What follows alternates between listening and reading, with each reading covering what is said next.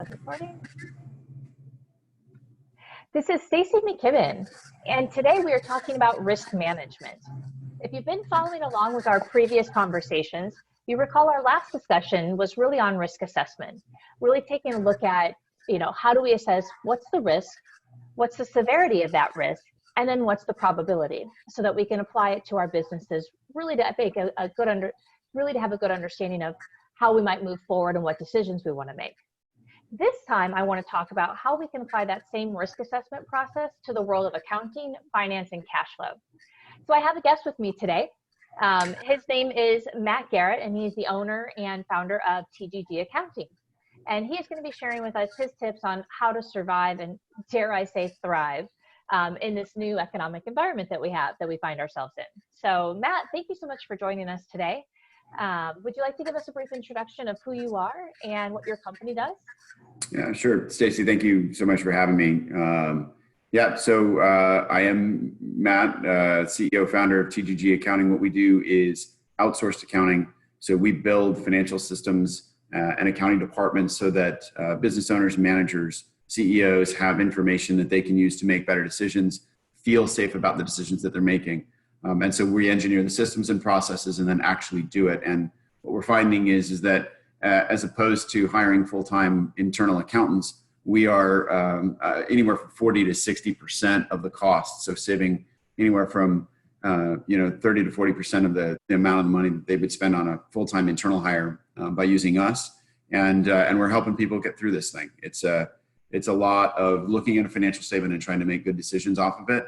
And now there's never been a more important time to run your business by the numbers and to really look for data to help you make the right decisions, because these times are so wild, dare I say, unprecedented, like everyone else says. But definitely a lot going on that I think through all the chaos, the thing you can count on are the numbers to really help guide you.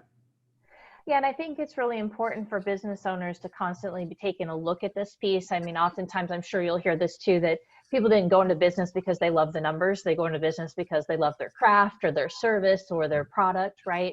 And this numbers part is kind of this, necessary evil of being a CEO or entrepreneur.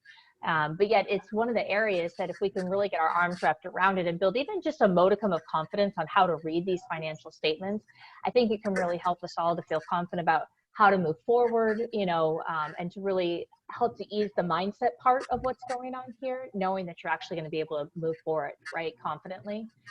So I think there's a bigger calling for why know your numbers and why really get with a good partner that can help you to do that cost effectively. Because again, I tell people all the time, look, how much do you charge per hour, right? And how much time is it taking you to do that task? You could pay somebody to do that for exponentially cheaper than what it's costing you to do it. So I'm a big fan of outsourcing your particular service. Super. Yeah. In this environment, I think it's important to take a look at every cost and every job role and responsibility in an organization and absolutely get the maximum out of it at the minimum cost. I love that. So, all right. So let's just start with a generic question, which is, from your perspective, what are you seeing today? What's going on? Well, I mean, what we're seeing is tons of unemployment. I mean, this is historically something nobody can even fathom. In 2008's recession, we had 8.2 million people file for unemployment over a 16-month period of time. But in the last 5 weeks, we've had nearly 20 million people file for unemployment. That's not anything we've ever experienced. Anyone who's alive, no one who's alive today has ever experienced anything close to this. And even in the Great Recession, the Great Depression, I'm not sure it went this fast. So what we can expect is that we're in for a long haul. I mean, this is something that is going to have long-lasting repercussions on the economy. The mean sort of figures on GDP loss is somewhere in the neighborhood of 30 to 40%. So we're talking about GDP going down 30 to 40%, which is we will have lost all of the jobs that were created in the last 10 to 15 years and all of the productivity out of that. So it's hard to imagine that could be swallowed up in just a 6-week time frame, but it has been. And that's where we're at. That doesn't mean that we should all, go hide, that all of a sudden, like, the world is falling and we should get your picks and shovels and your guns ready and, your boats and start bartering for food. I don't think we're at that spot, and I don't think we will get to that spot, because even if 30% of the people are unemployed, 70% are still employed. Mm-hmm. In every industry and in every business, including things like restaurants, which are shut down for a lot of people, or hotels and hospitality, there will be businesses that survive and in fact grow and thrive through this environment. And I think the focus has got to be on having a positive attitude and proactively looking at what are the decisions that you can make as a business owner that's going to actually put you ahead as we come out of this thing. Yeah, absolutely. So should we expect a new normal coming out of this then? I mean, how does this ultimately look as a result of what's happening? Yeah, I do. I think there's going to be a whole lot of things that are new normals.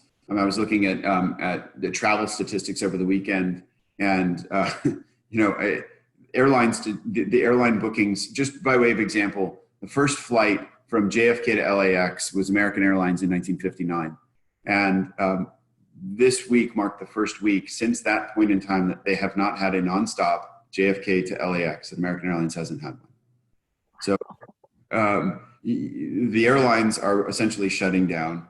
Hotels all around the world have shut down entirely. The hotel industry is down 95% in occupancy, and I'm still wondering where the 5% is coming from, because I don't know hotel. But these are new norms, and what that's going to do is it's going to change behavior. I mean, we're doing this over Zoom.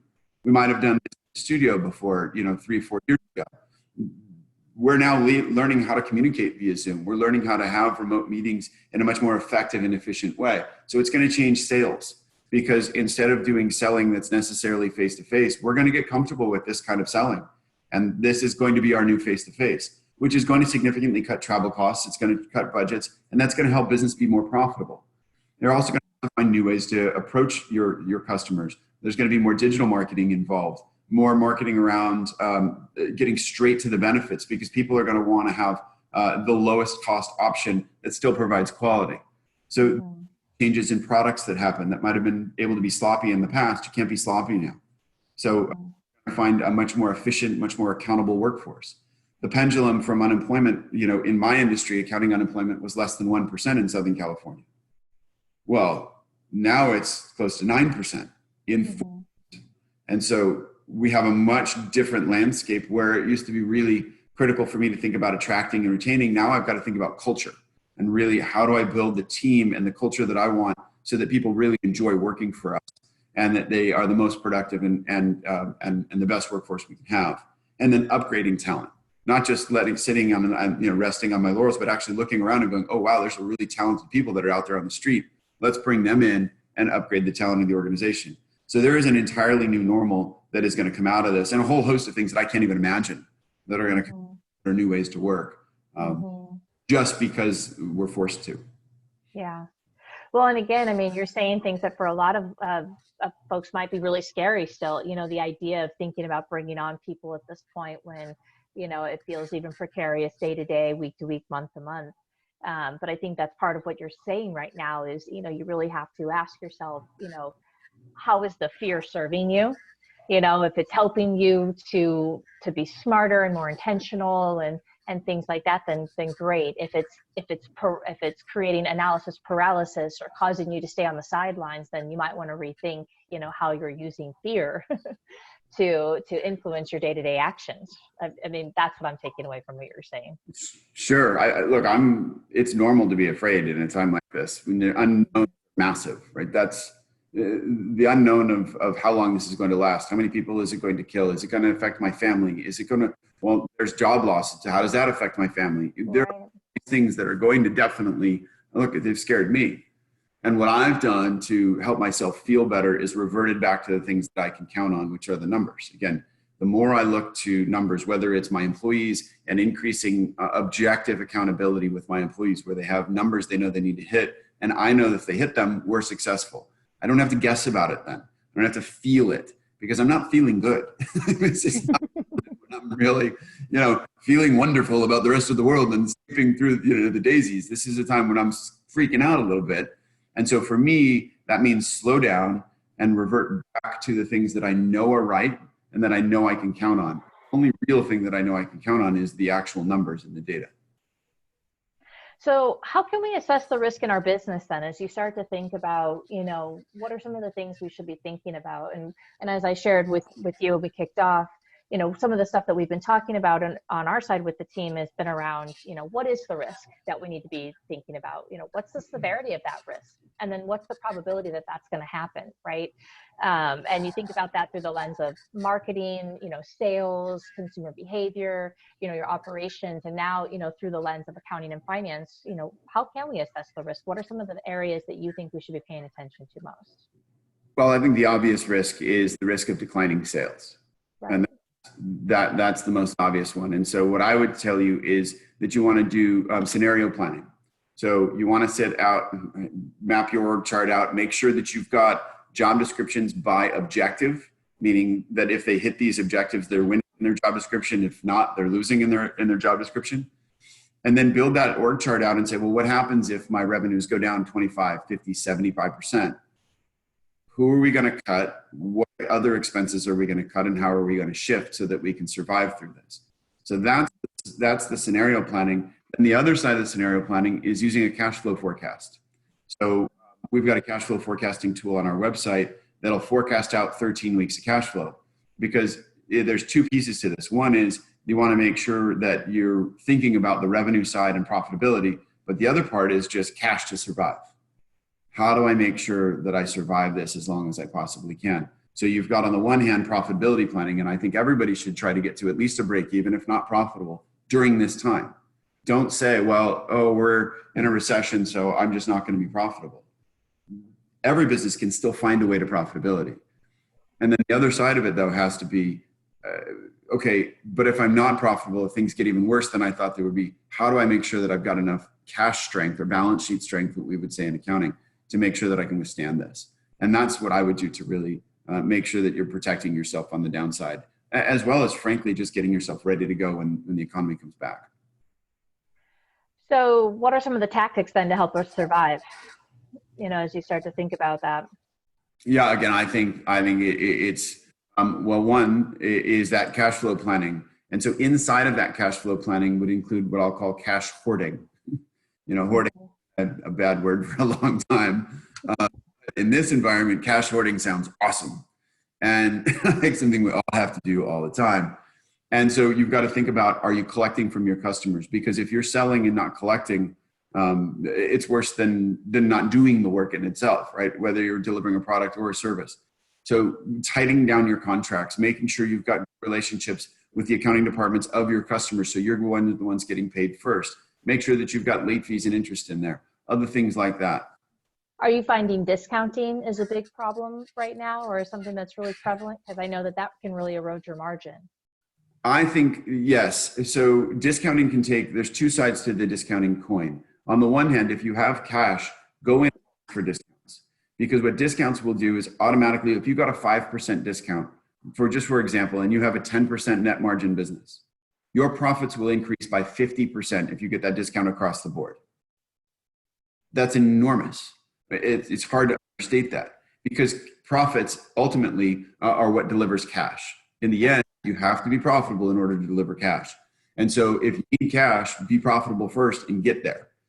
So you really want to be on the forefront of asking for discounts. And then on the backside about giving discounts, you've got to make sure you run the numbers and understand, because you can discount yourself right out of profitability very quickly. So if you're going to give discounts, you have to give them in exchange for long-term contracts or a higher price initially, or different terms, something that's going to make you allow you to make that money back. Are you finding that right now, customers are okay with expecting that they're going to have to pay at some point? Or are you feeling like the consumer sentiment is really, it's a bad time, I shouldn't have to pay? Well, I think there's a bit of both. That's where you're going to really want to try to divide your customers up into what I would call an A customer, a AA customer, or a AAA customer. A customer is one that you know is going to pay. A AA customer is one that you think is going to pay. And a AAA customer is one where you have questions. And really segment out your customers, know who you're working with, and layer on terms for these AAA customers that might not pay, like things like personal guarantees or late fees and interest that were never allowed or even customary in certain industries. You're going to see in this time, they're going to become customary. do whatever they can to protect themselves. And so those are the kinds of things that I would just make sure you're segmenting your customers out. And if you've got a customer who's constantly asking for a discount, but not willing to meet you in the middle, they may not be worth working with. It might be better, instead of being a $10 million organization, to be a $2 million organization that's profitable. That's scary sometimes to think about that, but yes, I would much rather be a much stronger, profitable business than a really, big top line business. That's right. Yeah. The value that happened, kind of from 2010 to 2018 was people got paid a lot of money and valuations went up for revenue growth. Mm-hmm.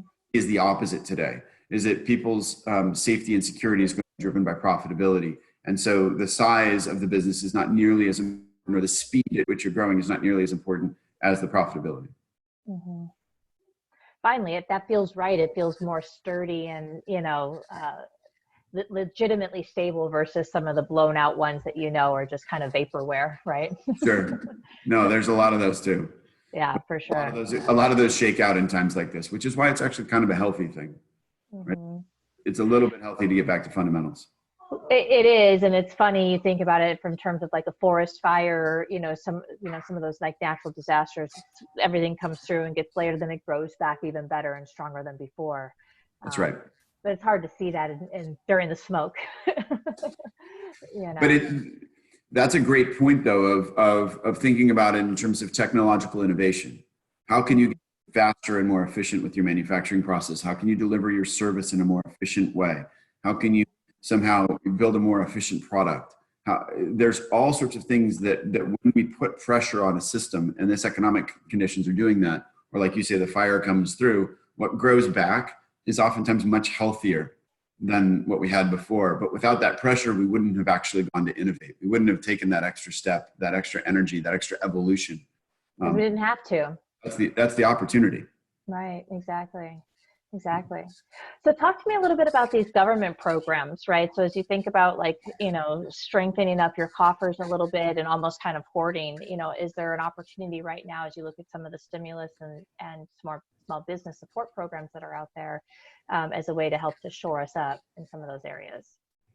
Yeah, absolutely. The government has essentially laid out 3 viable programs. The disaster loans, which are absolutely out there and available. They're up to $2 million in funding and can be used for any purpose. Many businesses should apply for these. And I've actually known clients of ours who have gotten them already. There is the PPP program that most everybody has heard of that ran out of funding last Tuesday or Wednesday. I'm anticipating that the government is going to re-up those coffers. But if you were already approved for the PPP, you're going to get paid. But if you got your application in and haven't been approved, chances are you're going to have to look to the second round of funding. And then use of that, you got to make sure that you use it right so that you can get it all forgiven. And we've got a calculator on our website to help people keep track of what they're spending their money on so they give it back to the bank and make sure that loan is forgiven. And so those are kind of the 2 big ones. The other ones that are, there's a third one, which is the Main Street loan program, but that's really for bigger businesses. The other thing that I think applies to a lot of small businesses are some of these things like going back and refiling your tax returns, taking advantage of losses in prior years that were suspended. If you put money into build outs like tenant improvements and things like that, go back and refile 2018 and get a refund.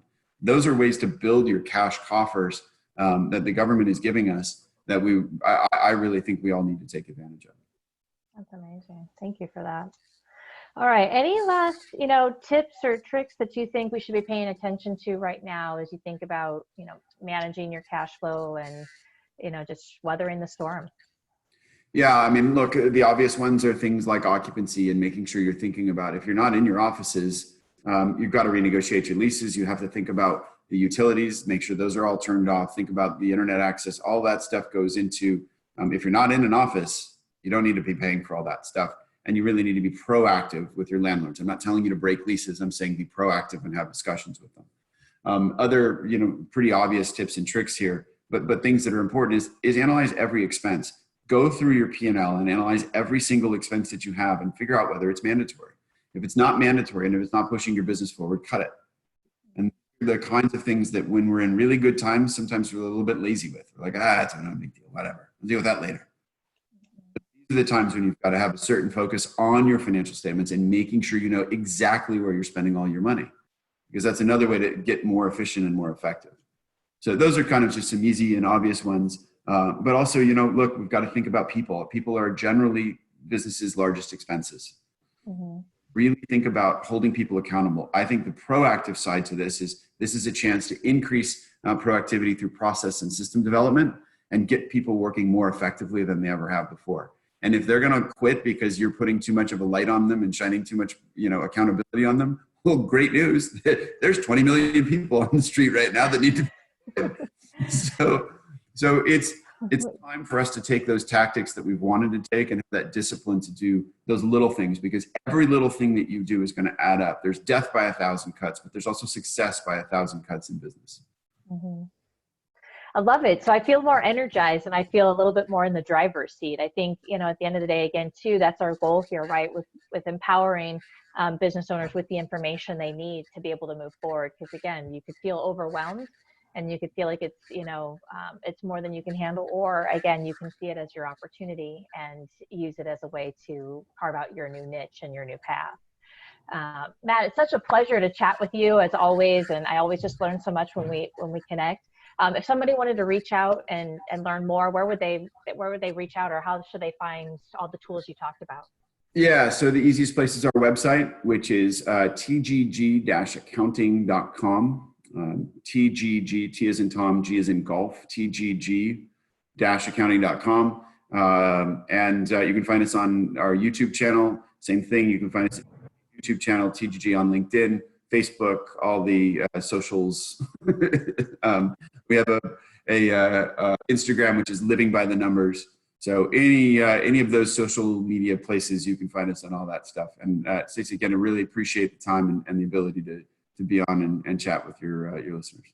Yeah, of course. Always appreciate it too, Matt. Have a good one, and we'll talk to you guys soon. Take care. Yeah, thanks.